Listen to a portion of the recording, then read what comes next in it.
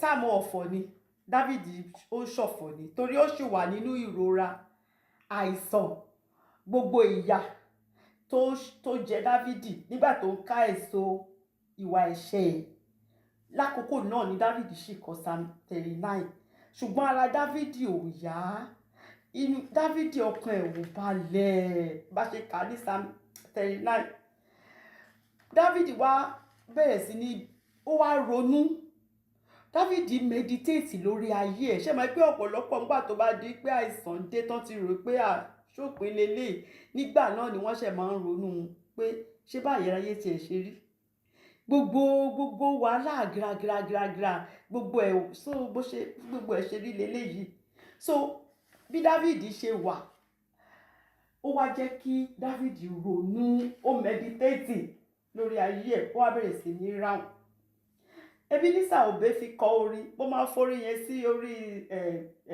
page Mount Zion ní WhatsApp ètò bá fẹ́ gbọ́ ẹ̀ lọ gbọ́ létà torí Obey really advice èèyàn síbẹ̀ Obey ó gba generation sí ìran ló gbà níyànjú o mo lè má lè kọrin yẹn dáadáa but mo fẹ́ ká get message yẹn ó ní from generation to generation ilé ayé ẹ jẹ́ ká mú lẹ́sọ̀lẹ́sọ̀ ká ṣe jẹ́jẹ́ ilé ayé ò ṣe torí rẹ̀ ṣe kìtàkìtà ilé ayé ò tó nǹkan omi tá bá dà sórí ilẹ̀ ló ń bọ̀ tó bá dọjọ́ ọjọ́ kan a ó jìyìn iṣẹ́ wa a ó jìyìn iṣẹ́ wa fọlọ́run ọba ó wá parí ẹ̀ pẹ̀lú pé vanity upon vanity all is vanity vanity asán lórí asán òfo lórí òfo asán lórí asán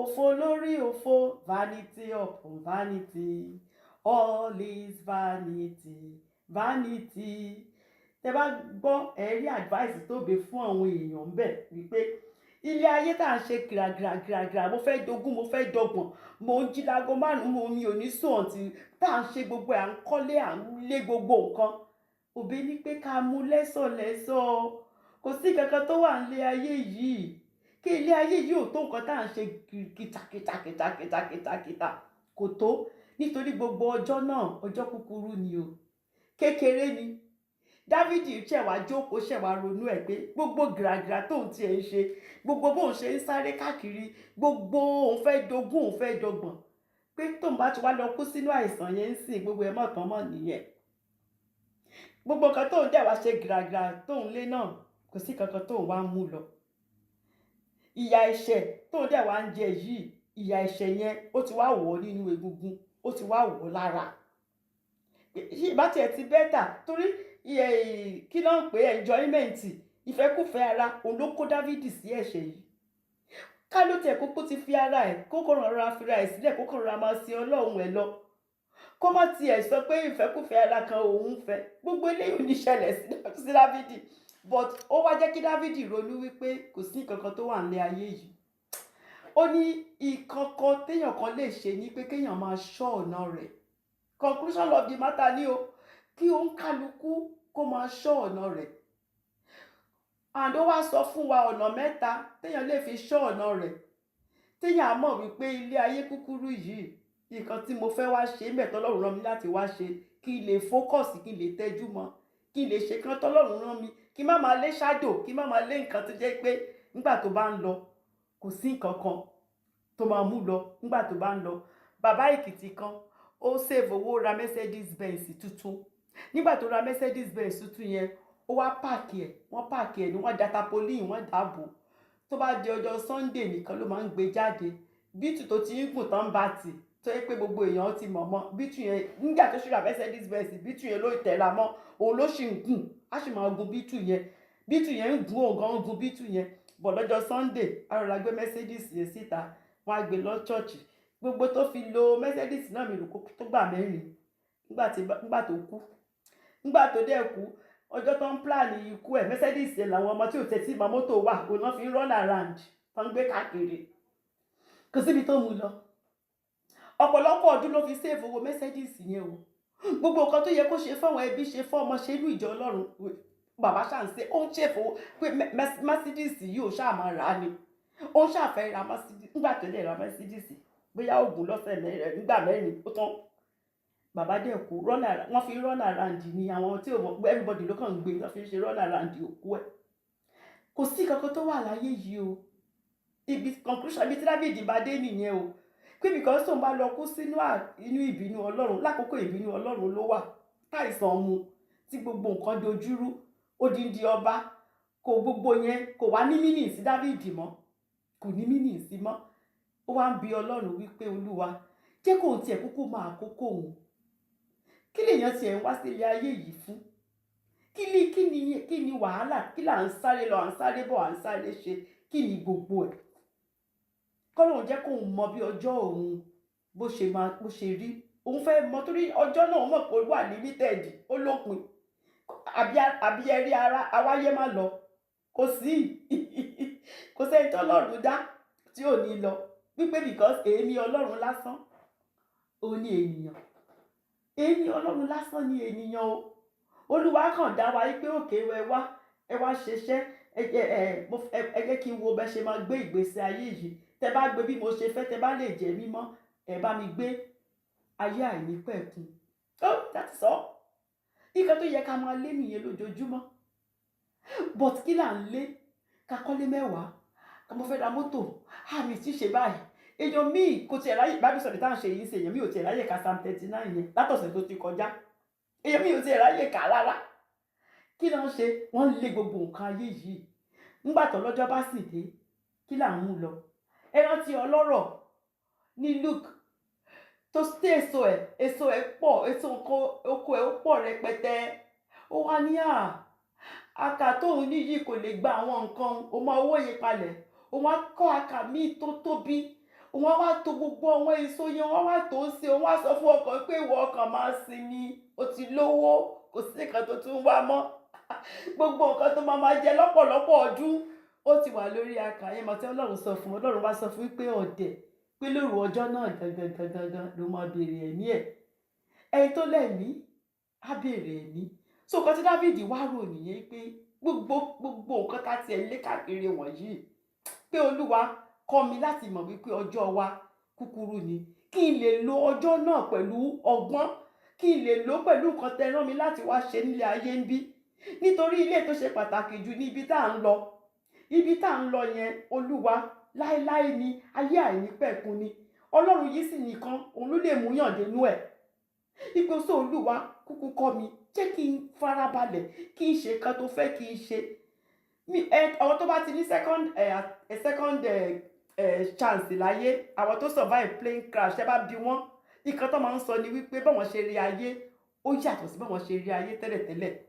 àwọn rí i pé gbogbo gàràgàrà tá à ń ṣe yẹn kò tiẹ̀ wọ́ tiẹ̀ pé àwọn ò lè báyàn kankan jà mọ́ nǹkan tó tẹ́ bá lọ kà nǹkan tó máa ń kọ àwọn ò lè báyàn kankan jà mọ́ ayé yìí ò wọ́ tiẹ̀ pé àwọn kò sí kankan tó lè pa àwọn lẹ́kún ẹ̀rín ni àwọn akànra máa rẹ́rìn ni àwọn adẹ̀rọ̀ra sin Ọlọ́run pé ẹni tí ò bá ní Ọlọ́run kò sí kankan tó ní ó kàn wá wéèsì ayé tó wà ní conclusion gbogbo wọn nìyẹn àtàwọn tí ò ṣe kìrìsìtẹ́nì àtàwọn tó jẹ́ kìrìsìtẹ́nì àwọn tó bá ti ní second chance wọ́n máa ń rí ayé tó máa ń yàtọ̀ pátápátá so ikọ̀ tí Dáfídì ikọ̀ tó bá ọ̀rọ̀ èdè ní Psalm 39 nìyẹn so ọ̀rọ̀ ìyànjú ẹyọ kan òun la ní ọ̀rọ̀ ìyànjú náà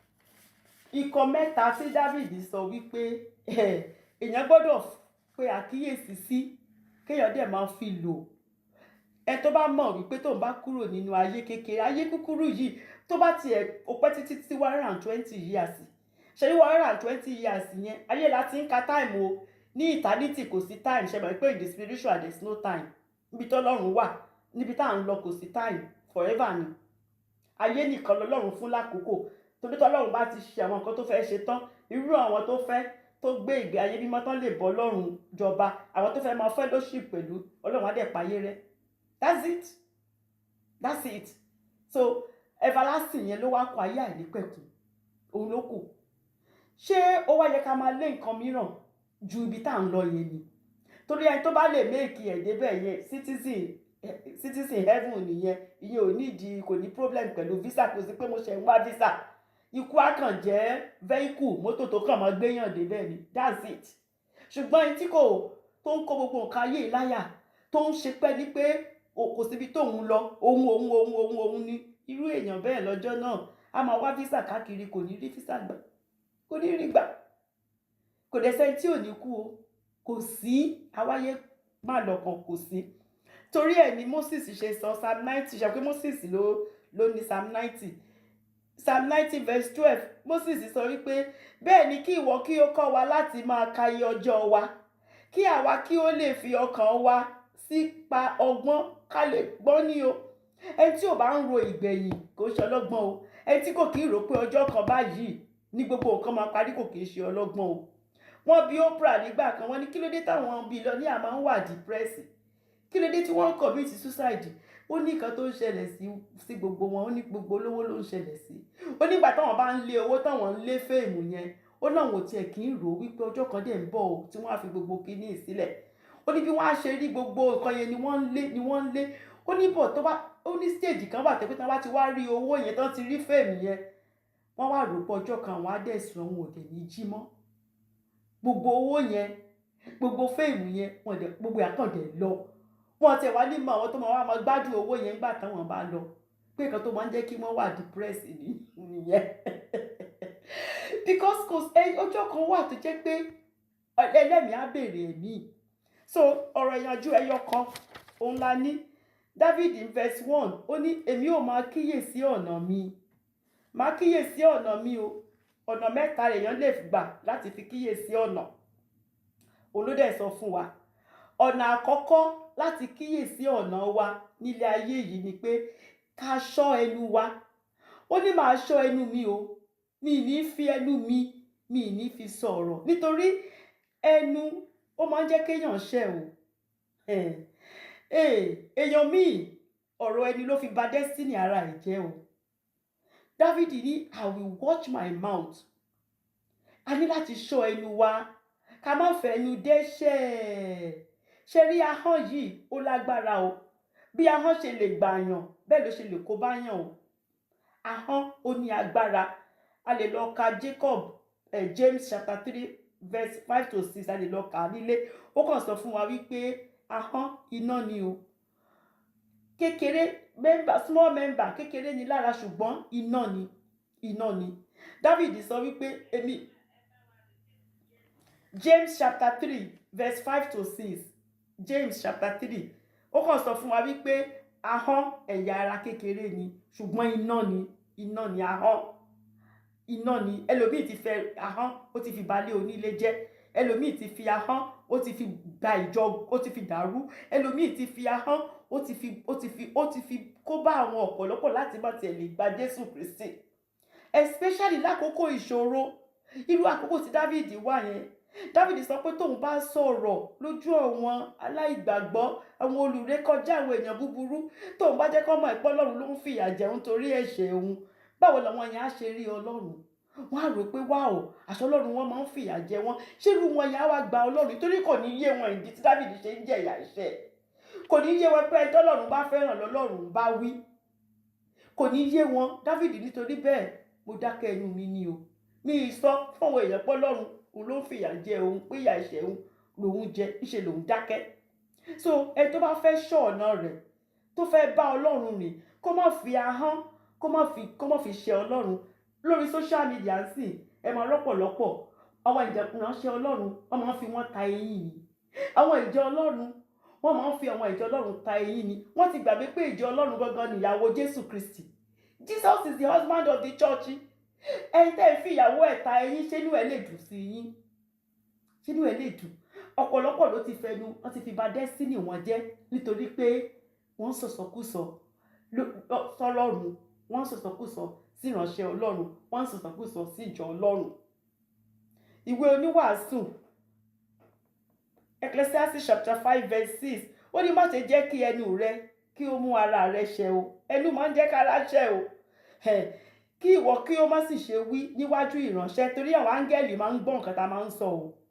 Nǹkan tẹ́ bá ń sọ, Mami Jásànyà yẹn ní Solomon nígbà tẹ́ bá sọ áńgẹ́lì ti gbọ́. Solomon ní pé kẹ́ má rò pé bóyá ẹ kàn ń ṣeré ni o, pé ẹ̀rọ ni àmà serious kẹ́dọ̀ àkàmọ̀dé fi ń ṣeré ni. Solomon ní pé áńgẹ́lì wọn á ti gbé lọ o, tó bá sì ti gbé lọ ìbínú Ọlọ́run ó máa ṣẹlẹ̀ o. Ó ní pé tọ́lọ́run bá sì gbọ́ orú ẹ̀ Ọlọ́run lè bá ṣe ọwọ́ wọn jẹ́ o. Ọlọ́run ò ní bá ṣe ọwọ́ wa jẹ́ lórúkọ Jésù o. Kó ní kálukú máa ṣọ́ ẹnu ẹ̀. Dáfídì ní pé kó ṣọ́ ẹnu ẹ̀, má fẹnu dálé onílé rú. Ìkan tọ́lọ́run ò bá sọ má sọ pé Ọlọ́run sọ. Dákẹ́ ẹnu ẹ̀, ṣọ́ ẹnu ẹ̀. Dáfídì ní ṣọ́ ẹnu ẹ̀. Ó ní torí èmi fi ìjánu mo fi kọ́ ara mi lé ẹnu nígbà tí ènìyàn búburú bá ń bẹ níwájú mi. Tí bá ti fẹ́ bọ́ Ọlọ́run mi sọ̀rọ̀ wọn ò ní sí ń bẹ̀. Nígbà tí wọ́n bá ti kúrò mo lè bọ́ Ọlọ́run torí kò ní yé wọn. Tẹ́ bá ń sọ kò ní yé wọn, wọ́n kàn máa rò pé Ọlọ́run wọn yìí èyí ṣe lu Ọlọ́run bẹ́ẹ̀ náà wọn. Ẹ má jẹ́ kán sọ̀rọ̀ òdì sí Ọlọ́run nítorí pé ẹ̀ ń la àkókò tí kò tẹ́yìn lọ́rùn ẹ̀ ń là kọjá. Ẹ má jẹ́ kí ká ṣọ́ ọ̀rọ̀ tó máa jáde lẹ́nu wa. Dáfídì ní máa ṣọ́ ọ̀rọ̀ tó jáde lẹ́nu mi. Ìkejì ó ní wípé màá ṣọ́ ọjọ́ ayé mi o. I will watch my days. Torí kò sí awáyé wá má lọ. Bó pẹ́ tó 120 years wà lọ o. Kí ló wá fi 120 years náà ṣe? Mẹ̀túsélà ní Bible kàtàkàn gbọ́ ni pé Mẹ̀túsélà ó pẹ́ ó lo thousands of years kò sí kankan tó ṣe. Nǹkan tó kàtàkàn gbọ́ ni pé ó kàn lo iye ọdún tó pọ̀ tó yẹn kò sí kankan tó ṣe. Ẹ wo Dávìdì tó lo 70 years kò sí preacher kò sí wòlíì tó máa wàásù lẹ́ni tí ò ní lo psalm. Lọ́jọ́ kan lórí òkè Síónì tá à lo psalm kò sí. Ẹ wo iṣẹ́ tó ṣe sílẹ̀. So Dáfídì ní mo máa ṣọ́ ọjọ́ ayé mi o. Mo máa make sure pé every day ó count. Mo máa make sure pé gbogbo nǹkan lójoojúmọ́ ni mò ń lò fún Ọlọ́run, ni mò ń fi ṣe nǹkan kan sílẹ̀ tí màá bá Ọlọ́run nígbà tí mo bá débẹ̀. Ẹ wo iṣẹ́ tí Mami Jásànyà ń ṣe lójoojúmọ́ mi sá lọ́mọ. Nǹkan tí Dáfídì sọ pé òun ṣe nìyẹn o. Ó ní màá ka ọjọ́ mi, mo fẹ́ mọ iye ọjọ́ náà kí n lè lò ó. Kí la fẹ́ kọ sílẹ̀ fún ọ nígbà tó bá débẹ̀? Kí la fẹ́ kọ sílẹ̀ fún èmi pé mo ṣe? Ṣé mọ́tò tó rà la fẹ́ kọ sílẹ̀ fún ẹni? Àbí ṣé lé ló kọ́ ni? Àbí ṣé iye ọmọ tó bí ni? Àbí ṣé fèèmù ni? Gbogbo ìyẹn kò sí lákọọ́lẹ̀ fẹ́nikẹ́ni. Kò sí tó bá ti kú gbogbo ìyẹn tán. Ilé tó wá ń lọ yẹn gangan kí ló ṣe sílẹ̀ síbẹ̀ tó fẹ́ lọ bá? So Dáfídì sọ wípé nítorí ayé tá wà yìí kúkúrú ni o. Ayé àìnípẹ̀kun tá ń lọ yẹn ló ṣe pàtàkì o. Ó ní so máa ṣọ́ ọjọ́ ayé mi. I will watch my days.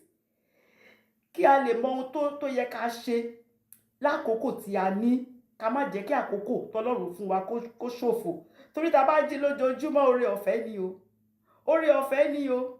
Oore ọ̀fẹ́ ni. So kí la ti fi àkókò wa kí la ti fi ṣe? Ilé ayé fúngbà díẹ̀ ni o. Dáfídì fẹ́ ká mọ̀ pé is limited fúngbà díẹ̀ ni. Àkókò náà kúrú. Life is short o. Gbogbo àwọn kan tá à ń lé káàkiri gbogbo ẹ̀ ló máa kọjá. Opportunities will pass quickly o. Pé ìgbésí ayé ó kúrú ju pé kéèyàn gbé láì ní Ọlọ́run. Ìgbésí ayé ó kúrú ju pé kéèyàn má fi ṣe nǹkan tọ́lọ́run fẹ́ kéèyàn ṣe. Nítorí pé ńgbà tá bá gbé ayé yìí tán Ọlọ́run tó dá wa Ọlọ́run ò lọ́bi kankan o. Òun ló wà ká tó wà o. Òun ló wà nígbà tá wà ń sìn. Nígbà tá ayé yìí tó bá dẹ̀ parẹ́ òun náà ló tún máa jọ́ Ọlọ́run o. Kò kúrò. Òun náà là ń lọ bá. So Dáfídì sọ pé ẹni tó bá gbọ́n kó ya tètè sí Ọlọ́run náà. Kó ṣe nǹkan tọ́lọ́run náà fẹ́. Kó máa lo ọjọ́ kọ̀ọ̀kan tó ní oore ọ̀fẹ́ láyé. Kó fi ṣe nǹkan fún Ọlọ́run. Psalm 73 verse 24 to 25. Ó sọ pé ìwọ ò fi ìmọ̀ rẹ tọ́ mi lé ọ̀nà. Kí Ọlọ́run kó fi ìmọ̀ rẹ̀ kó fi tọ́ wa lé ọ̀nà. Àwọn nǹkan tó yẹ ká máa ṣe. Torí pé nígbẹ̀yìn Ọlọ́run yìí ló máa gbà mí sínú ògo o. Ọlọ́run yìí ni o. Nígbà tá bá ti fi gbogbo nǹkan sílẹ̀ tá à ń lọ tá dáwọ́ wa sílẹ̀ báyìí ó kà wá àtọlọ́run nìkan. Yorùbá sọ pé ó kù wá àti wá ẹ. Ó kù èèyàn àtọlọ́run ni o. So Dáfídì sọ wípé ayé kan ta ní yìí kí là ń ṣe? Kí là ń ṣe tá fẹ́ lọ bá láyéráyé níbi tá à ń lọ? Torí ayé yìí ọjà ni o. Àwa ná ọjà ni o. Nígbà tá bá sì ń lọ kí là ń mú lọ lé? Kí la fẹ́ lọ bá nílé tá à ń lọ? Ìkẹta tó sọ wípé òun ṣọ́ òun ni verse kí bá ti sọ ìkẹta ni pé òun á ṣọ́ ìrètí òun. Number 1 òun á ṣọ́ ẹnu òun. Number 2 òun á ṣọ́ ọjọ́ ayé òun láti má jẹ́ kọ́jọ́ kan lọ láì ṣe nǹkan kan fọ́lọ́run, láti sá fún ẹ̀ṣẹ̀ pátápátá. Number 3 òun á ṣọ́ ìrètí òun pé torí kò sí ìrètí kankan láyé yìí ju Ọlọ́run lọ o. Èèyàn mí ìrètí ẹ̀ ní gbogbo kẹ̀kẹ́ ẹṣin tó ní o. Èèyàn mí ìrètí ẹ̀ ní gbogbo ilé tó ti kọ́ kalẹ̀. Èèyàn mí gbogbo góòdì gbogbo nǹkan tó ti kó síbì kan. Èèyàn mí agbára tó ti lọ gba agbára tó ní máa lo agbára yìí. Mo ti lọ gba agbára lẹ́gbẹ̀ẹ́ kan mo tún ti lọ jọ. Èèyàn mí títí ẹ nìyẹn o. Nǹkan tó ń kálukú sì máa bá nìyẹn. Òbé lórí tí mo kọ yẹ òbé sọ pé omi tá bá dà sórí ó ní ilẹ̀ ló ń bọ̀. Gbogbo ẹ̀ ló wà lákọọ́lẹ̀ ló ń jẹ́ bẹ́ẹ̀. Gbogbo ẹ̀. So David sọ wípé gbogbo nǹkan wọ̀nyí òun wá realize wípé kò sí ìrètí inú wọn rárá. Pé òun jọba òun jẹ́ gbogbo ẹ̀yẹn. Ó ní kò sí ìrètí nínú ẹ̀. Ó láfẹ́ tó máa ní ìrètí nínú Ọlọ́run nìkan. Olówó sáyé o. Òun ló dẹ̀ máa jogún ayé. Pé kò sí nǹkan kan tó wà nínú ayé yìí. Pé Olúwa ó ní ìpín wa o. Ẹ tí ò bá ti fi Ọlọ́run ṣe ìpín kò lè méèkì ayé tó ń bọ̀ o. Ó kàn máa tó bá ti kúrò níbí ó ń lọ ọ̀dọ̀ Sátánì náà jónirun ni kò sí. So David sọ wípé lọ́dọ̀ Ọlọ́run ló yẹ kí gbogbo ọ̀rọ̀ wa wà o. Gbogbo nǹkan tá bá ń ṣe lọ́dọ̀ Ọlọ́run ni ká máa fi sí o. Yorùbá sọ pé ayé la ti ń ṣe iṣẹ́ ọ̀run. Ká fọkàn wa ibi tí treasure yẹn bá wà lọ́kàn èèyàn ń wà. Ká máa rántí lójoojúmọ́ pé ọjọ́ kan dẹ̀ ń bọ̀ o. Gbogbo wa la mọ̀ pé kò sẹ́ni tí ò ní kú ṣùgbọ́n a kì í fẹ́ rò a kì í fẹ́ gbàgbọ́. Psalm 39 níbi tí wọ́n bá ti ń ṣe fọ́nìrà náà ti máa ń kà. Nǹkan tó yẹ kó jẹ́ pé àwa onígbàgbọ́ tó yẹ ká méèkì ẹ̀ ká máa kà á léraléra ká lè máa fi rán ara wa létí pé ọjọ́ kan ń bọ̀. Ọjọ́ kan ń bọ̀ kò sẹ́ni tọ́jọ́ náà ò ní dé bá o. Kò sí. So kí gbogbo wa ká lọ farabalẹ̀ ká ṣọ́ ọ̀nà wa bí David ṣe sọ. Ẹ jẹ́ ká ṣọ́ ọ̀nà wa. Olúwa ràn wá lọ́wọ́ lórúkọ Jésù. Ẹ jẹ́ ká ka Psalm 39. Psalm 39 ènìyàn kò já mọ́ nǹkan kan níwájú Ọlọ́run o. Nǹkan tí David fẹ́ ká mọ̀ ní gbogbo yẹn ayé òde kì í ṣe àwa àlọ́. Psalm 39 àti Psalm 88 wọ́n fẹ́ jọra wọn. Tàbádé Psalm 88 ẹ̀ rí wọ́n fẹ́ jọra wọn. Bọ̀ pàtàkì ẹ̀ ni wípé David fẹ́ ká mọ̀ wípé ayé kì í ṣe àwa àìlọ́ o. Kò sẹ́ni tó wá sáyé tí ò ní lọ. So ibi tẹ́ ń lọ kí lẹ ti ṣe sílẹ̀ o. Ká fayé yìí ká fi ṣe nǹkan tá ń lọ bá níbi tá ń lọ. Verse 1 ó ní mo ní èmi yóò máa kíyèsí ọ̀nà mi mo fẹ́ máa kíyèsí níbi tí mo bá dé yìí o. Kí èmi kí ó má fi ahọ́n mi ṣẹ̀. Mi tẹ̀ fẹ́ fi ahọ́n mi ṣẹ̀ rárá. Èmi ò fi ìjánu kọ́ ara mi lé ẹnu. Mo máa di ẹnu máa fi ìjánu sí báyìí kí n má sọ̀rọ̀ nǹkan tí ò yẹ kí n sọ kí n má sọ. Nígbà táwọn èèyàn búburú bá ń bẹ níwájú mi. Torí ẹ máa ṣì èèyàn mí ẹ máa ṣì lọ́nà. Nígbà kan bá wo bẹ́yìn kan ṣe ń sọ̀rọ̀ Ọlọ́run yín. Irú Ọlọ́run yẹn àwọn ò gbárù Ọlọ́run yẹn. Ẹ ti jẹ́ ìdíwọ́ ìdènà fún irú èèyàn bẹ́ẹ̀ nìyẹn. Ẹ̀ṣẹ̀ sì ni. So kò ní fi ṣe irú kan tá à ń là kọjá. A gbọ́dọ̀ ṣọ́ ọ̀rọ̀ ẹnu wa. Tó David mọ̀ pé tóun bá tẹ̀ ń sọ kò ní yé wọn. Wọn ní ó mọ̀ pé Ọlọ́run bá wí. Torí Ọlọ́run fẹ́ràn ni. Kò ní yé aláìgbàgbọ́ kò ní yé àwọn olùrékọjá. Wípé so torí ẹ̀ ló ṣe fi ìjánu ló ṣe fi sí ẹnu òun. Ní verse 2 ó ní mo fi ìdákẹ́ yadi ìyẹn pé òun tiẹ̀ wá ya odi. Ó ní mo tilẹ̀ pa inú mi mọ́ kúrò ní ọ̀rọ̀ rere. Ilé tó ti ẹ̀jọ́ ọ̀rọ̀ rere gan mi ò sọ. Torí nígbà tí n bá ní pé kí n máa sọ kí n má bàa lọ sọ nǹkan tó wà nínú mi. Torí nínú Dáfídì lákòókò náà iná ń jò nínú Dáfídì. Iná ń jò nǹkan tó ń ju Dáfídì ó ń dùn nínú. So pé tóun bá lọ ya ẹnu òun tóun bá tiẹ̀ ní pé kóun lọ sọ nǹkan rere kó mọ̀ di pé wọ́n lọ sọ nǹkan tí ò yẹ kóun sọ. Òun tún fẹ́ ṣẹ̀sọ́ Ọlọ́run. Pé torí pé ìbínú jẹ́ òun ó ń ru sókè ó ń ru nínú òun pé ìwà ẹ̀ṣẹ̀ òun lòun jẹ ẹ̀ṣẹ̀ ló gbé òun débi tóun dé yìí. Ó ń ru nínú òun but òun ò fẹ́ sọ síta. So torí ẹ̀ àti rere àti búburú òun ò yá sọ ó yá dákẹ́ ẹnu òun ni. Wọ́n ní pé kí n lọ bá àwọn gbàdúrà fún yàn kan nígbà kan wọ́n lẹ́nu yẹn sì kí ó ní káàsà mo rò pọ́n ti máa ní pé kó máa lọ lé pé kó lọ máa prepare kó ti ṣe. Ifá nígbà tí obìnrin tó sọ fún mi mo ti fẹ́ lọ bì kan níbọ̀ mo sọ pé òkè àánú wọn ṣe ni pé òkè jẹ́ ká lọ. Faith mi ti ẹ̀dẹ̀ múnádóko lọ́jọ́ ẹ̀, faith mi wọ̀ so faith yẹn múná kí n débẹ̀ báyìí ká gbàdúrà kó Olúwa máa ṣèyanu. Nígbà tá a máa fi débẹ̀ ṣe lọkùnrin bẹ̀rẹ̀ sí ní complain nípa nǹkan bọ́lọ́run ṣe ṣé bọ́lọ́run ṣe máa ń ṣe leléyìí. In fact àwọn nǹkan tó ń sọ ṣe rí faith tí mo bá débẹ̀ faith yẹn disappear ni. Àwọn èèyàn lè jókòó tán wá kí àwọn tó kì í ṣe kìrìsìtẹ́nì gbogbo bó ṣe sọ ọ̀rọ̀ Ọlọ́run mi ìròpá rẹ̀ tó wà bẹ́ẹ̀ tí ò bá tí ì ní Jésù tó máa fẹ́ gba Jésù sínú ayé ẹ̀. Ọlọ́run dẹ̀ wá fún mi lórí ọ̀fẹ́ kò tiẹ̀ wá jẹ́ kí n ráyè gba àdúrà. Complain yẹn ló complain títí time tó fi tó ta fi kúrò ńbẹ̀. Ṣé èèyàn lè bọ́ lẹ́dàá ìjà ni? Kò sẹ́ni tó lè bẹ́ lẹ́dàá èèyàn jà. Ọlọ́run tó ń sọ̀rọ̀ sí Ọlọ́run tó jẹ́ pé ní ìṣẹ́jú kan ó lè yí gbogbo nǹkan padà fún ni. Ní ìṣẹ́jú kan péré ó lè yí gbogbo nǹkan padà. So kéèyàn ká ṣọ́ ọ̀rọ̀ ẹnu wa ká má sọ pé torí pé nǹkan ti ṣe Ọlọ́run á ràn wá lọ́wọ́ lórúkọ Jésù. So ní verse 3 ó ní àyà mi gbóná nínú mi. Òótọ́ ni nǹkan tó ń ṣe Dáfídì, àyà ẹ̀ gbóná lóòótọ́. Ó ní nígbà tí èmi ń ronú pé iná ń ràn fáyà ń bọ̀nì nínú òun. Nígbà náà ni mo fi ahọ́n mi sọ̀rọ̀. Nígbà tó wá dẹ̀ di wípé mi tiẹ̀ lè mú mọ́ra mọ́, mo kúrò bí táwọn èèyàn búburú wà, mo lọ kọjú sọ́lọ́run mi torí òun nìkan náà ni mo lè bá sọ̀rọ̀. So nǹkan tó ń dùn mí nínú mi tó ń bọ́dà mi mo sọ fọ́lọ́run. Ó ní ahọ́n mi sì bẹ̀rẹ̀ ọ̀rọ̀ but mi ò sọ lójú àwọn ènìyàn búburú, mi ì sọ lójú àwọn aláìgbàgbọ́, mi ì sọ lójú àwọn olùrékọjá. Ọlọ́run mi ni mo lọ bá sọ̀rọ̀. Ní verse 4 ó ní òun wá bi Ọlọ́run pé Olúwa tí ẹ jẹ́ kóun mọ òpin òun torí bí ó ṣe rí lára òun yẹn òun rò pé òun lè continue mọ́. Jẹ́ kóun tiẹ̀ mọ̀ ṣé àkókò ṣì wà fóun ní àbí àkókò yẹn tiẹ̀ ti tó. Wípé àti ìwọ̀n ọjọ́ mi torí mo mọ̀ pé ọjọ́ yìí mo mọ̀ pé ìwọ ni ayérayé, ìwọ ló mọ̀ mí, ìwọ ló dá mi. Mo dẹ̀ mọ̀ pé ìwọ ló mọ àkókò àti ìgbà torí ìbẹ̀rẹ̀ àtòpin ni ẹ́. Báwo lọ́jọ́ náà ṣe ọjọ́ mélòó ló kù? Rán mi létí Olúwa jẹ́ kí n mọ̀ kí n lè mọ bí mo ṣe máa lo àwọn ọjọ́ tó kù ní o. Tó bá yẹ pé àkókò náà ti tó but ọjọ́ tó bá sì kù jẹ́ kí n mọ̀ Olúwa.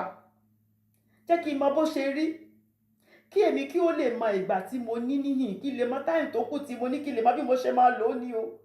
Kò ṣe pé kí n kàn máa for fun, kí n lè mọ bí mo ṣe máa lò ó fún Ọlọ́run. Dáfídì dẹ̀ lò ó fún Ọlọ́run lóòótọ́. Ẹni gbogbo ìwé tó kọ sílẹ̀ fún wa tá ṣe ń kà. Dáfídì kọ tó fi títí tó fi lọ pàdé Ọlọ́run ni. Pé so ọjọ́ tó kù jẹ́ kí n mọ̀ Olúwa torí mo ti rí pé àkókò kúkúrú ni. Kò ṣe nǹkan ayé yìí ò ṣe àkòsí nǹkan téèyàn lè ṣe tó lè sọ pé mi ò ní lọ. Èèyàn á lọ ni ó di dandan. Bó lágbára ju alágbára tó rò pé ó lágbára jù lọ ẹ tó lẹ̀mí ẹ̀ máa béèrè lọ́jọ́ kan. Kò sí kan tó lè ṣe ń pa ẹ̀. Kò sí. So ó ní Olúwa jẹ́ kí n mọ̀, jẹ́ kóun mọ òpin òun o, kóun dẹ̀ mọ ìwọ̀n ọjọ́ òun bó ṣe máa rí, jẹ́ kóun mọ̀, kóun lè mọ ìgbà tóun ní tó kù lórí èdè alààyè. Verse 5 ó ní kíyèsí ìwọ ti sọ ọjọ́ mi dàbí ìbú aṣọ pé lọ́jọ́ nígbà àtijọ́ ọwọ́ lọmọ fi ń wọ̀n nǹkan, kò tí ì sí rúlà, ọwọ́ lọ fi ń wọ̀n nǹkan. Ó lóun rí i pé gbogbo ọjọ́ ènìyàn ìbú ọwọ́ èèyàn kan lásán ni. Ẹ̀rí bọ́wọ́ ìṣègùn tó ọwọ́ nìkan ni kò ń ṣe apá. Ó ní bẹ́ẹ̀ ló ṣe rí sọ́lọ́run torí Ọlọ́run ìtánítì ayérayé ni, kò sí time lọ́dọ̀ Ọlọ́run, kò sọ́jú kò sí nǹkan kan. So Dáfídì ń compare ayé tá wà yìí pẹ̀lú ti Ọlọ́run ni. Olóṣè sọ pé gbogbo ayé ènìyàn tá kan sákàtúntì tá ṣe kìtàkìtà pé kò ju ìbú ọwọ́ lọ. Just one measurement ìbú ọwọ́ kan lásán ni. Dáfídì ní ọjọ́ orí òun ó wá dàbí asán, ó kàn rí bí asán níwájú Ọlọ́run ni because it's nothing to God. Ọlọ́run tó ti wà ṣé ká lè sọ iye ọdún náà kò sẹ́ni tó mọ̀, ó ti wà ń bẹ̀ tipẹ́tipẹ́. Nígbà táyé ò bá dẹ̀ sí mọ́ ó sì wà ń bẹ̀. So ìwọ tó dẹ̀ wà láyé tó kàn fún ní bóyá fún ẹ ní 100 ló fún ẹ ní 120 ó dẹ̀ wá ń gapá sókè olóò lágbára ó rí pé mú gọ̀ nírú èèyàn bẹ́ẹ̀. Ó dẹ̀ ń sáré káàkiri mo fẹ́ ṣe lé, mo fẹ́ kọ́ train, mo fẹ́ kọ́ kinní kan, mo fẹ́ ṣe lé yìí. Dáfídì ní pé àìlọ́gbọ́n ni o, àìlọ́gbọ́n ni pé kò sí kankan, kò sí bí asán lórí níwájú Ọlọ́run. Ó ní nítòótọ́, ó ní olúkúlùkù ènìyàn nínú ìjókòó rere rẹ̀, in your best state, nígbà tẹ́ rò pé wá mo ti wá achieve báyìí, Ọlọ́run ó ṣé o, mo ti kọ́lé rẹpẹtẹ, mo ti ní mọ́tò, mo ti bímọ rẹpẹtẹ, mo ti ṣe gbogbo nǹkan, kí ló kù láyé tó ń ṣe tí mi ò tí ì ṣe, mo ti ṣe gbogbo ẹ̀. Dáfídì sọ pé irú èèyàn bẹ́ẹ̀, ó ní gbogbo ẹ̀, ó fẹ́ kó mọ̀ pé asán pátápátá ni o. Dáfídì ní is nothing, torí Dáfídì yìí ẹni tó ṣe gbogbo nǹkan yìí ni o, gbogbo ẹ̀ ló sáré tóun náà ṣe o, òun wá rí pé gbogbo ẹ̀ asán pátápátá ni, pé kò sí nǹkan kan bẹ́ẹ̀. Ó wá parí ẹ̀ pẹ̀lú sélà. Tó bá sọ pé sélà yẹn, ó mì pé mo fẹ́ kẹ́ lọ ronú sí i, nǹkan tí mo sọ yìí mo fẹ́ kẹ́ lọ ronú sí ìtumọ̀ ẹ̀ nìyẹn, pé go and meditate on this, pé gbogbo ẹ̀ asán ni o, asán ni, kò sí nǹkan kan tó wà níbẹ̀. Ní verse Job náà sọ bẹ́ẹ̀. Job chapter 7 verse 16, nígbà tá a ṣe Job 7 verse 16, Job sọ pé òun kàn ti èrò gbogbo ẹ̀, ó rí pé asán lọ́jọ́ òun, asán ni, kò sí kankan tó wà níbẹ̀, asán ni.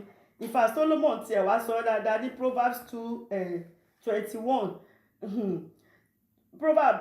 Solomon sọ pé nítorí ènìyàn kan ń bẹ, iṣẹ́ ẹni tí ó wà ní ọgbọ́n àti ìmọ̀, ẹni tó fi ọgbọ́n tó fi ṣe gbogbo nǹkan, tó dẹ̀ ní ìmọ̀ bíi ti Solomon nímọ̀, tó ní ìmọ̀ àti ní ìṣedédé, tó dẹ̀ ṣe gbogbo nǹkan ní ìṣedédé, kò ṣe pé bóyá ó tiẹ̀ lọ ṣe ní crooked way, gbogbo ẹ̀ ó dẹ̀ ṣe diligently bó ṣe yẹ kó ṣe.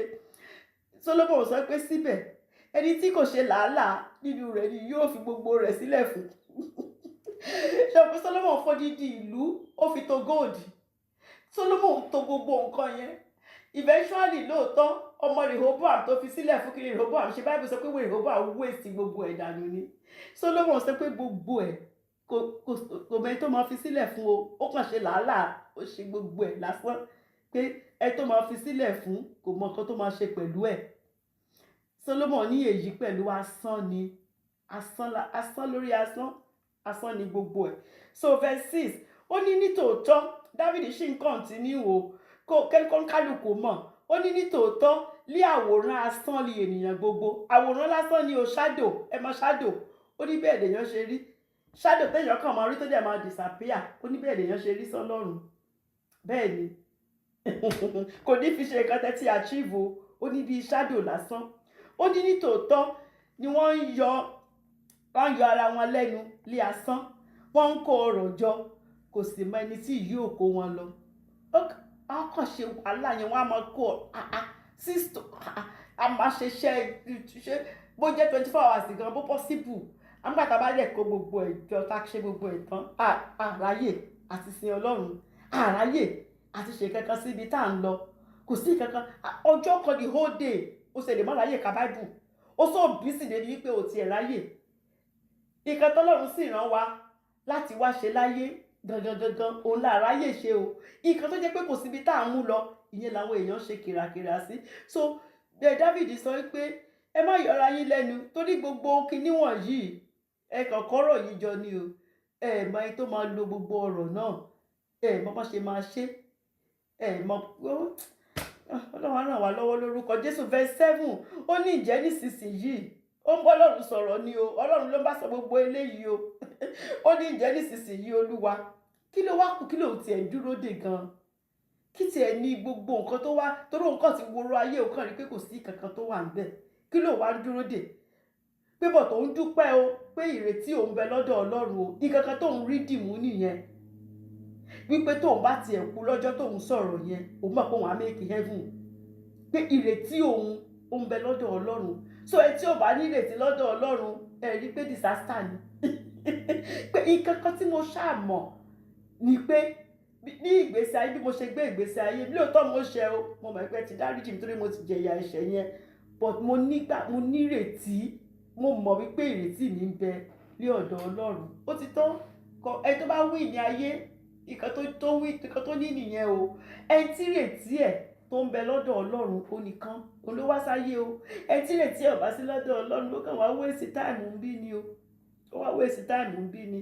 So ní verse 8, ó wá gbàdúrà ni, ó ní gbà mí nínú ìrékọjá mi, mo mọ̀ pé ìyà ẹ̀ṣẹ̀ mi ni mò ń jẹ Olúwa, ó ní gbà mí, ìwọ ṣáà gbà mí torí mo rékọjá, ó ní kí n má kọjá ẹ̀, mo dẹ̀ kọjá ẹ̀, mo mọ̀, gbà mí nínú ìrékọjá mi gbogbo, kí o má sì sọ mí di ẹni ẹ̀gàn àwọn ènìyàn búburú. Má jẹ́ káwọn èèyàn búburú, má jẹ́ kán máa fi mí ṣẹ̀sín Olúwa, má jẹ́ ká sọ pé Ọlọ́run ẹ̀ tó ń sìn náà bí tó bá dé lélẹ̀, torí wọn ní mọ̀ pé mi ni mo ṣẹ̀, wọn ní mọ̀ pé ìyá ẹ tó bá ti ṣe máa ń jẹ ìyà ẹ̀ṣẹ̀ ni, torí àwọn Christmas chicken ni wọ́n, àwọn ń ṣe gbogbo ẹ̀ṣẹ̀, mọ̀ pé Christmas turkey a máa fún lóúnjẹ, a fún ní gbogbo nǹkan, so nígbà tọ́jọ́ bá tó àpájẹ, but ọmọ Ọlọ́run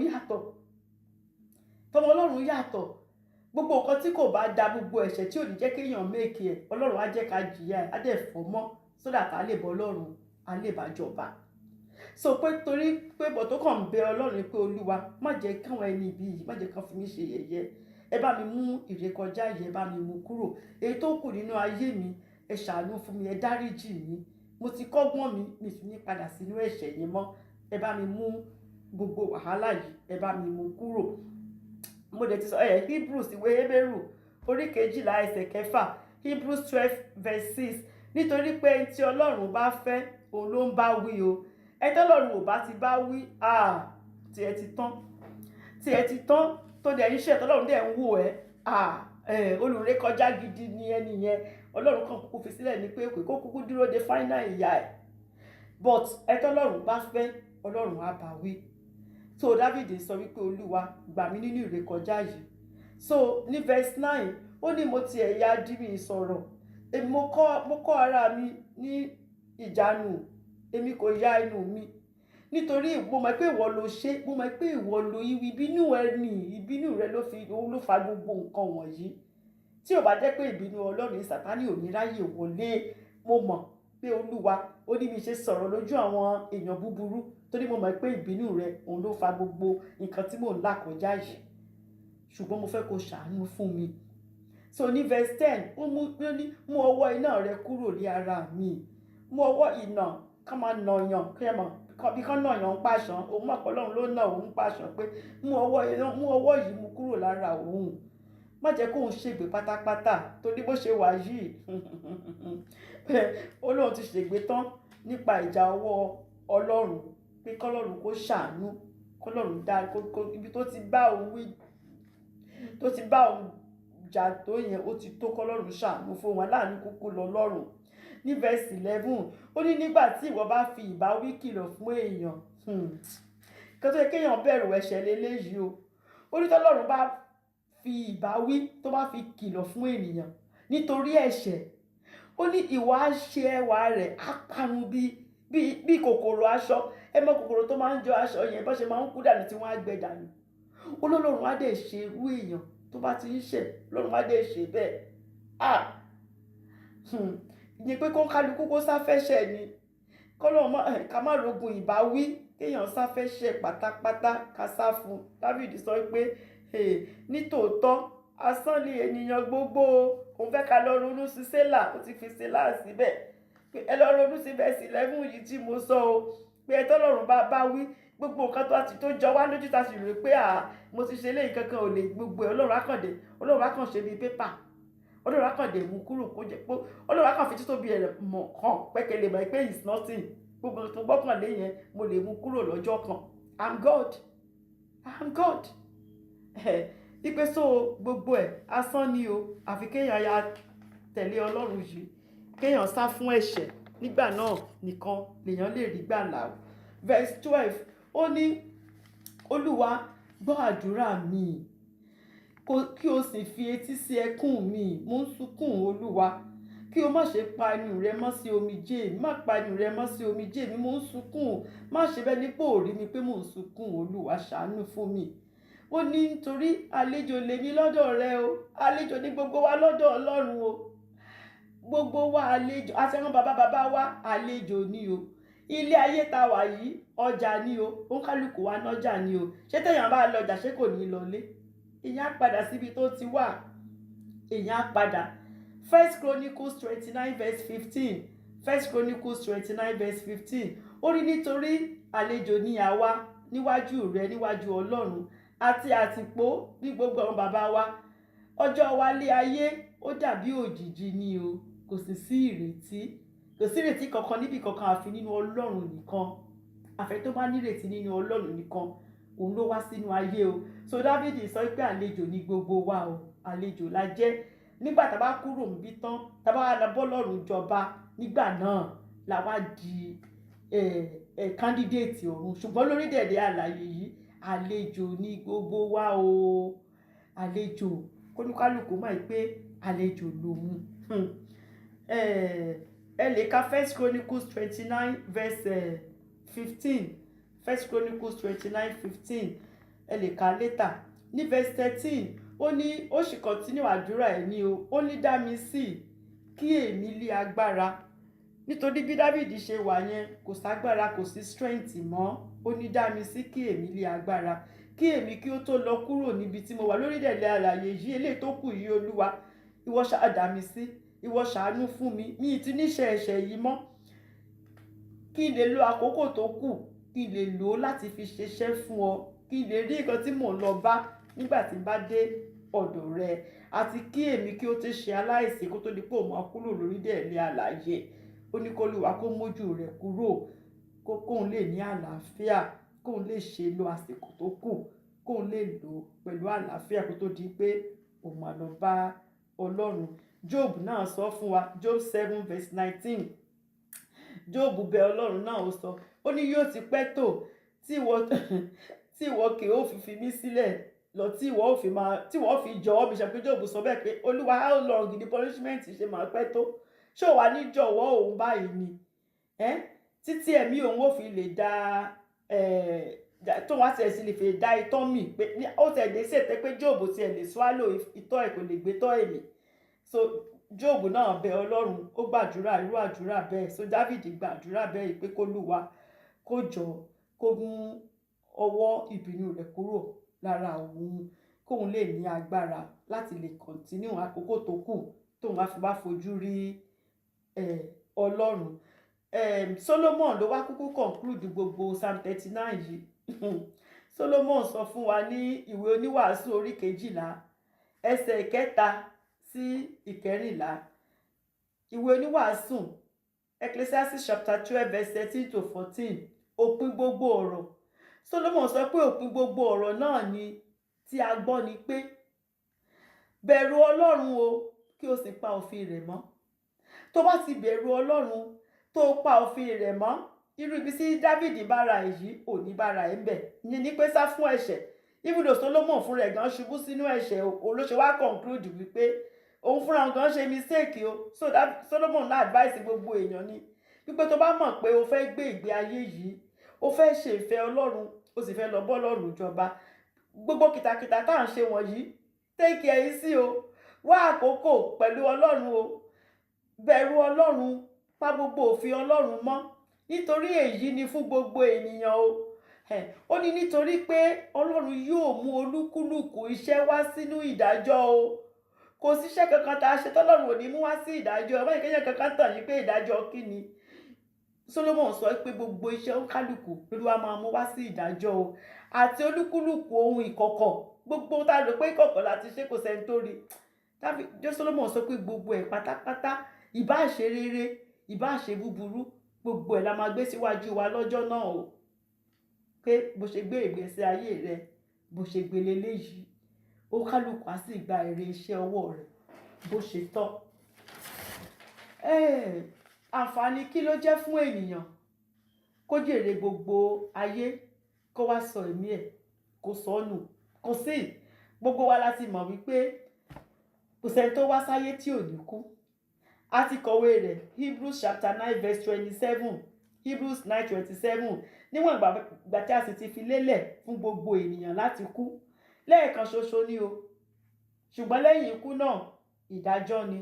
Mo sọ sórí kan fún wa nígbà tá a bẹ̀rẹ̀ Bible study nínú ọdún yìí. Ọba tó sọ pé kí Jésà kó lọ máa wá ẹ tó bá gọ̀ jù kó gbé ife fún, tó bá ti rẹ́ni tó gọ̀ jù kó gbé ife kó gbé fún. Nígbà tí Jésà dẹ̀ lọ káàkiri tí kò rẹ́ni tó máa gbé ife fún, ọba dẹ̀ múra ìrìn àjò, àkókò náà ti dé tó bá ń lọ. Ọba ní kan lọ bá ń pe Jésà wá, ife tó ń gbé fún, ṣé ta ló ti gbé fún? nígbà tí jésà débẹ̀ ó ní kábíyèsí mo sì ń wáyàn tí màá gbé fún ni ó ní pé òkè òun lọ ìrìn àjò ní ìrìn àjò àrèmábọ̀ lòun lọ kábíyèsí ṣó di dandan kẹ́ ẹ lọ ni ó ní ó di dandan kò sẹ́ni tí ò ní lọ sírú ìrìn àjò bẹ́ẹ̀ ó ní ṣe mọ̀nà ó lóun ò mọ̀nà ṣe ti débẹ̀ rí ó lóun ò tí ì débẹ̀ rí ta ló lọ pèsè àyè sílẹ̀ síbẹ̀ fún yín ó ní kò sí ta ló mú yín lọ kò sí kí lẹ ti ṣe preparation wo lẹ ti méèkì láti lọbẹ̀ ó ní kò sí ó ní ẹ̀yin gan lẹni ife náà kábíyèsí ẹgbà ife yìí ẹ̀yin gan lẹni ẹgbà ife náà ikán tí gbogbo Psalm 39 wà fún nìyẹn o ẹ̀yin èèyàn Ọlọ́run gbogbo kìtàkìtà tá à ń ṣe o kọ́lé 12 ẹyọkan ò ní mú lọ o mi sọ pé ká má kọ́lé o ra mọ́tò ra gbogbo ẹ̀ adẹ̀ ń ṣiṣẹ́ ìbẹ́ tó mọ̀ kú ṣùgbọ́n ká tẹ̀lé ka báìbù ṣáta ẹyọkan lọ́jọ́ kan àdìṣe iṣẹ́ Ọlọ́run wo ló tiẹ̀ ṣe sílẹ̀ thank God for Mount Zion o at least wọ́n á kọ̀ yẹn sínú rẹ́kọ́ọ̀dì fún wa pé at least ẹ tó bá ṣe lóòótọ́ àti lódodo àti ẹ̀ báyìí nínú rẹ́kọ́ọ̀dì ẹ̀ pé at least mò ń gbàdúrà fáwọn èèyàn mò ń put in 2 or 3 hours lọ́jọ́ kan at least àkọ́ ní sílẹ̀ bọ̀ lẹ́yìn yẹn kí ló tún kù tó ṣe fọ́lọ́run kí ló fẹ́ bá nígbà tó bá débẹ̀ kí la fẹ́ kọ sílẹ̀ fún ẹ nígbà tó bá débẹ̀ kò sí so David sọ fún wa pé ká mọ ọjọ́ wa ká mọ ìpọ́jọ́ wa ọjọ́ yìí àkókò díẹ̀ ni kó kálukú máa lo ọjọ́ kọ̀ọ̀kan láti ṣe pèsè sílẹ̀ síbi tó ń lọ ọba yẹn lòun kò sí kankan tó ṣe sílẹ̀ síbi tó ń lọ ẹ ti mọ̀ pé ibi tó ń lọ ìjà ló ń lọ jẹ́ ń bẹ̀ ó ń kó wọn náà Jésù Kristi sọ pé tí ò bá rí bẹ́ẹ̀ máa sọ fún yín ó lè mí lọ lé bàbá mi láti lọ pèsè àyè sílẹ̀ fún yín tẹ bá ta bá débẹ̀ àbá Jésù Kristi ṣùgbọ́n nígbà tó ò bá ní Jésù tẹ́ pé iṣẹ́ ibi kò tí náà sọ kò sí Jésù kankan ò ní dé mọ́ kò sí kinní kan èèyàn lásán ni èmi lásán èmi Ọlọ́run lásán ló gbé ọ dúró èmi lásán tó ní ayé tó dẹ̀ ní èmi tó bá ti sọ pé òkèèké mi padà sọ́dọ̀ ọ̀hún case close ni o case close ni so bí Dábìdì ṣe sọ pé kàrísélà ká lọ ronú sí nǹkan tó nǹkan Psalm 39 o kó kálukú lọ ronú sí o wípé níbi tó ń lọ kí ló fẹ́ bá ń bẹ̀ àwáyé má lọ kò sí o tó bá fẹ́ gba Jésù Kristi tí wọn náà ti rí pé òótọ́ mọ̀ ni kí ya fi Ọlọ́run ṣe ìrètí mi gbogbo nǹkan ta ní kò sí ìrètí ń bẹ o nínú ẹbí kò sí ìrètí ń bẹ ẹbí ò lè gbà ọ́ o ọjọ́ tó bá ti gbé ẹ débi tó bá ti rí dé bẹ̀rẹ̀ gíráǹdì ó kálukú padà ní òkùnṣẹ́ tó máa dúró ń bẹ̀ ó kù wà àtọlọ́run o ó ti tán case close lọ́jọ́ yẹn nìyẹn o ó kù èèyàn àti gbogbo nǹkan tó ṣe ń lo ayé so báwo ló ṣe lo ìgbésí ayé rẹ tó bá fẹ́ gba Jésù Kristi ní Olúwa àti olùgbàlà rẹ àbò ti gba Jésù Kristi tẹ́lẹ̀ ṣùgbọ́n nígbà tí ṣòro dé ìwọ náà ti sọ pé Ọlọ́run yìí ò ṣe bó ṣe rò pé ó yẹ kó ṣe ó ti wá ràn lọ́wọ́ lọ sọ́dọ̀ àwọn tó rò pé wọ́n lè ràn ẹ́ lọ́wọ́ ìwọ náà mọ̀ pé tí gbogbo ẹ̀ bá ṣe ń sìn tá bá gbé ìwé ẹ̀ síwájú ẹ̀ ìwọ náà mọ̀ pé ó ti fẹ́ẹ̀lì ní fẹ́ẹ̀lì lórúkọ Jésù so wá gba Jésù Kristi ní Olúwa wá ṣe àtúnṣe látọjọ́ èní lọ kó wá máa gbé ìgbé ayé kó máa fi rántí lójoojúmọ́ pọ́jọ́ kan ń bọ̀ kí ni mo fẹ́ lọ bá ń bẹ̀ kó wá bẹ̀rẹ̀ sí ní ṣe rere ẹ lọ gbọ́ Ebenezer Obey yẹn ó ní mọ̀ tí ẹ̀ bá yàn kankan jà ó ní kò wọ́ ọ̀tí ẹ̀ Obey ní kò wọ́ ọ̀tí ẹ̀ o gbogbo nǹkan tó yẹ kéèyàn máa ṣe Obey sọ sínú orin yẹn wípé kò sí kankan tó wà láyé yìí o kò sí kankan ju pé kéèyàn ti sin Ọlọ́run kéèyàn ṣeṣẹ́ ọ̀run kó ṣe é sílẹ̀ láyé yìí nígbà téèyàn bá di ojú bá pa ojú dé kó rí nǹkan tó máa bá níbi tó ń lọ tó bá fẹ́ gba Jésù Kristi sínú ayé rẹ jẹ́ ká jọ gba àdúrà wípé Olúwa mo máa ra mi gẹ́gẹ́ bí ẹlẹ́ṣẹ̀ nítorí tèmi ló ṣe kú ikú oró lórí igi àgbélébùú dárí gbogbo ẹ̀ṣẹ̀ mi jì mí fi ẹ̀jẹ̀ rẹ fi wẹ gbogbo ẹ̀ṣẹ̀ mi mọ́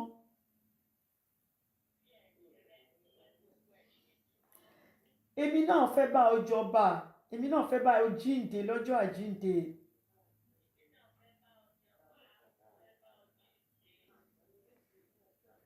mo gba Jésù Kristi ní Olúwa àti olùgbàlà mi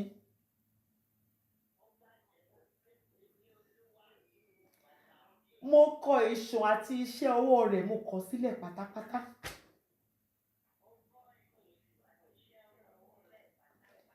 kọ orúkọ mi sínú ìwé ìyè.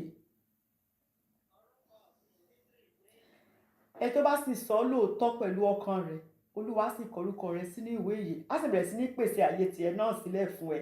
Sódà lọ́jọ́ náà bí Dáfídì ṣe sọ pé ìrètí mi nínú Ọlọ́run ni, gbogbo èèyàn kan ló lè sọ bẹ́ẹ̀. Ó dá Dáfídì lójú wípé ìrètí mi nínú Ọlọ́run ni, gbogbo nǹkan tí mo ní láyé yìí kò sí ìrètí bẹ́ẹ̀, ṣùgbọ́n mo ní ìrètí nínú Ọlọ́run. Lọ́jọ́ náà àríra wa ayọ̀ mara wa lórúkọ Jésù. A ó pa mí lára dá, ta ó dé mi ládé ògo, ta ó sì gbé mi níyàwó nílé ògo lọ́dọ̀ bàbá. Ta ó faṣọ funfun wọ̀ mí, ta ó fìràwọ̀ sáde mi, èmi yóò máa yọ̀ lágbàlá, ogun ọ̀run yóò pa mí mọ́. Thank you, Lord Jesus. Thank you. The Lord bless you all in Jesus' name.